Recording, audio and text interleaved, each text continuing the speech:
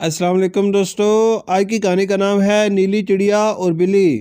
عثمان ایک بہت نیک اور رحم دل لڑکا تھا۔ اس کے پاس ایک پالتو بلی تھی جس کا وہ بے حد خیال رکھتا تھا۔ بلی بھی عثمان سے بے حد پیار کرتی تھی۔ ایک دن عثمان گھر کے صحن میں موجود نیم کے درخت کی چھاؤں میں لیٹا آرام کر رہا تھا کہ اسے کسی پرندے کی سریلی آواز آئی۔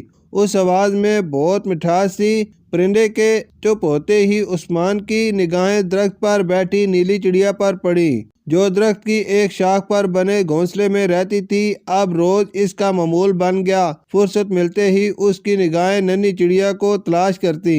اس کی آواز سن کر عثمان کے لبوں پر مسکراہٹ آ جاتی تھی۔ عثمان کی دلچسپی چڑیا کی طرف ہوئی تو بلی کی طرف توجہ کم ہو گئی، اس لیے بلی چڑیا سے حسد کرنے لگی۔ ایک دن جب عثمان گھر پر موجود نہیں تھا تو بلی درخت پر چڑھ گئی اور گھونسلے کی طرف چھلانگ لگائی۔ نیلی چڑیا بلی کا نوالا بن گئی۔ چھلانگ لگانے کے نتیجے میں بلی کے ساتھ ساتھ گھونسلہ بھی زمین پر آ گرا۔ عثمان گھر میں داخل ہوا تو اس نے چڑیا کا گھونسلہ زمین پر گرا ہوا دیکھا اور بلی منہ پر لگے خون کو صاف کرنے میں مصروف تھی۔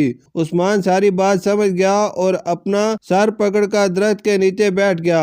اس کی آنکھوں سے آنسو بہنے لگے۔ روتے ہوئے اس کے منہ سے بس یہی الفاظ نکلے، میری پیاری بلی، تم نے ایسا کیوں کیا؟ شکریہ۔